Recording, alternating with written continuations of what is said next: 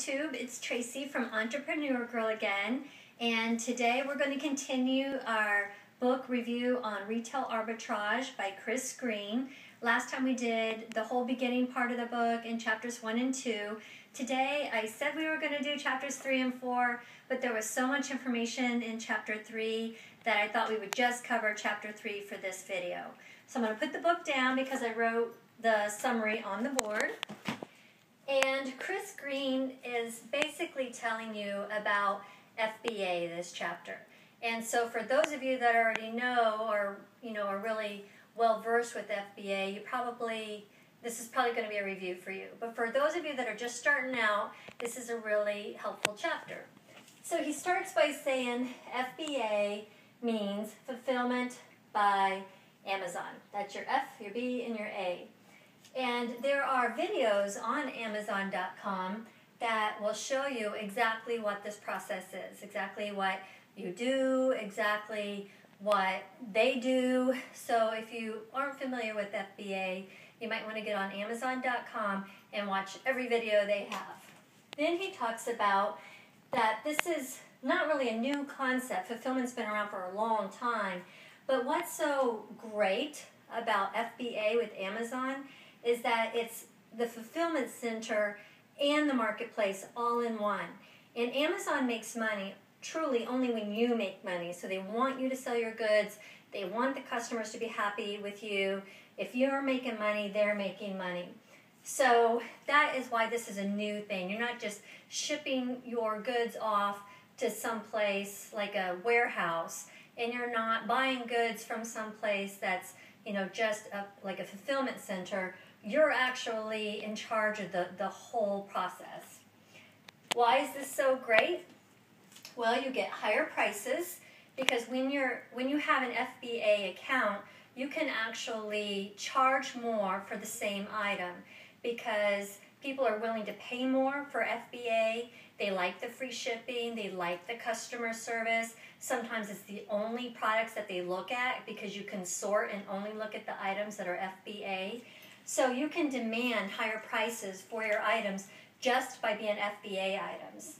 Also, you have higher profit margins because if you have an item, say for $20, you're selling a book for $20, and your competitor is non-FBA, they're selling it for $20 plus $5 shipping, their total fee for that book for a customer is $25. If you're selling it on FBA and Amazon is paying your shipping, you can sell the book for the same $25, but you're making $5 more in your profit margin. You can get higher payouts, which is basically the same thing what we're talking about. It's a whole lot less work for you because you don't have to pack it, you don't have to ship it, you don't have to store it, you don't have to go to the post office, you don't have to do customer service. Amazon is doing all of that for you. So it's a lot less work for you. You're listing them, you're shipping them off, and you're done. Your customers are a lot happier. They really trust Amazon. Amazon is #1 in the online marketplace. They're known for really great customer service, and they have a really good returns policy. So customers are really happy using them. And scalability, and that is more for you because when you're starting off as a small company, a small business, how it's hard to compete with bigger companies is that you don't have the size, like a warehouse, and you don't have the time.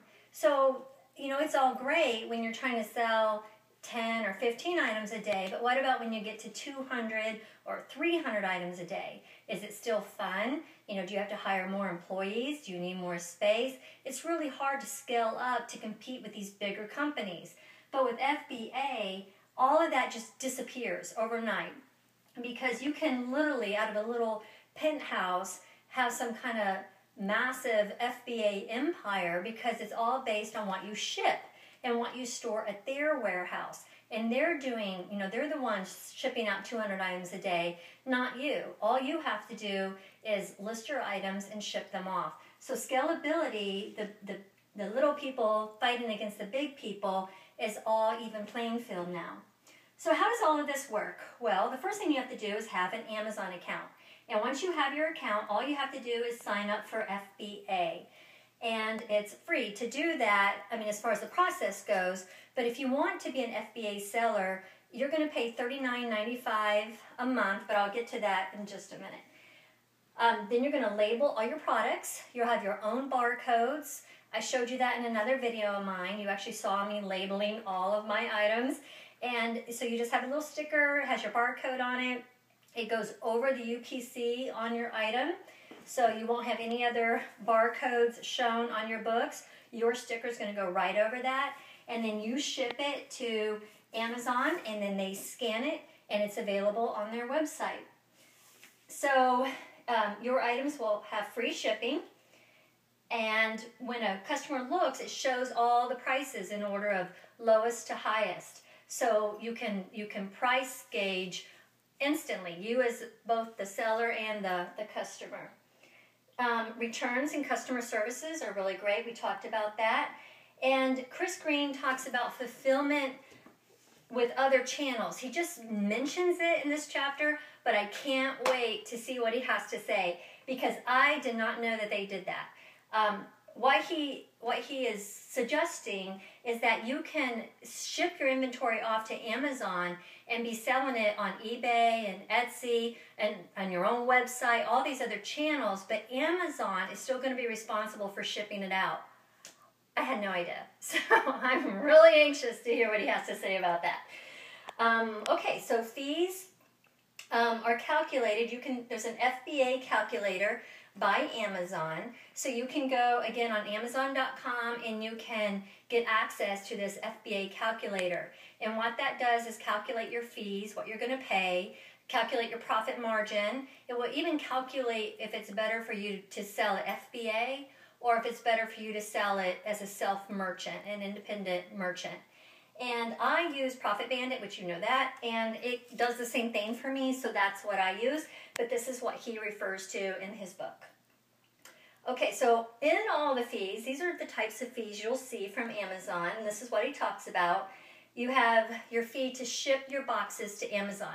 So once I pack up all my inventory and I put my little labels on it, I have to get it to Amazon's warehouse.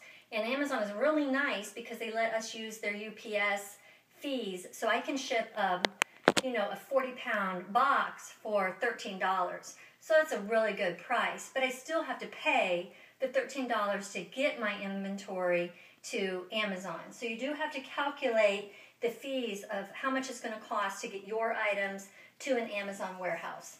Then they have commission fees that Amazon gets when you sell your goods.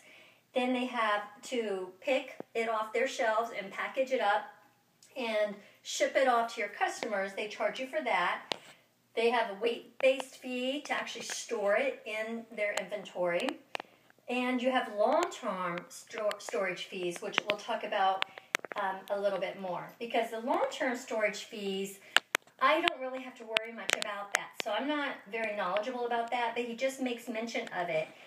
The reason I don't know much about it is because if you send a 1-year supply to Amazon, then you don't have to worry about long-term fees. If your items are gone after a year or within that year, there's no long-term fee to begin with. If you're sending a single item, so you don't have a bulk of 20 items, you're just sending one, it doesn't matter if it takes you 2 years to sell it. You're still not going to get charged that fee. These are when you send in massive amounts of inventory, 200 quantity items of one thing, and they don't sell, then you're going to get into that gray area of long-term fees. You can go on Amazon.com and they explain all of these fees in detail.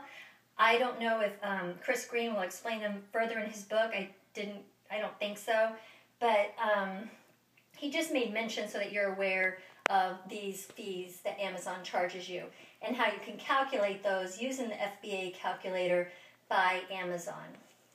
One thing he mentioned in his book is, in 2010, Amazon had to halt all of their inbound shipments because their fees were so cheap.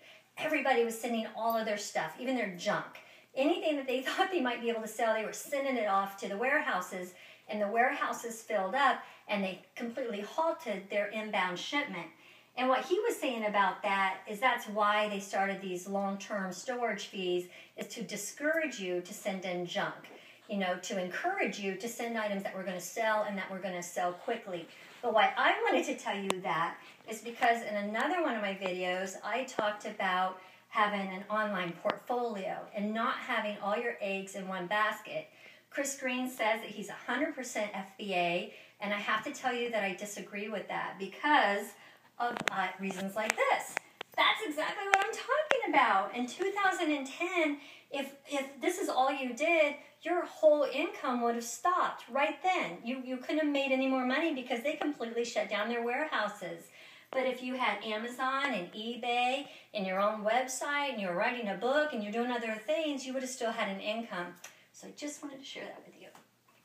Okay, so he makes mention about creating and removal of your orders. So sometimes when you send in items, the item is not to the quality that Amazon wants, so they will say that it's unfulfillable. Or sometimes an item will get returned from a customer and Amazon will look at that item and deem it unfulfillable. They don't want to try to sell it again. They think something's the matter with it. So you have the option of either having those items sent back to you or having them destroyed. There's some controversy on other videos that question whether Amazon really destroys them or whether they keep them and sell them. I don't know, but I'm just saying that. Chris Green did mention that he's certain that they destroy them. But you do have to periodically check this. So on your account, on your seller account, you will need to go and check and make sure that all your items are active, that there's not something flagged with your items, and it tells you that right on your main seller inventory page. You can add international for free. Amazon does ship internationally just like eBay does, and right now it's free. So all you have to do is go onto your account and sign up for this service. I think they have you do an electronic signature if I remember right, and then you are good to go with that. Ideal if you are only FBA. So if you are the only FBA seller selling an item, that is exactly what you want. You want to be the only one because you're going to get all the goods. But realistically, that's going to be hard. So say it's you and just a few, that's still pretty good. But what everybody knows to watch out for, Chris Green included, is when you have to compete with Amazon. If Amazon is selling the same item that you're trying to sell on their own marketplace, obviously you're going to lose that battle because it's Amazon. So if Amazon is selling the same item as you, you may want to reconsider selling that and getting into something that would be more competitive. There are two different types of accounts.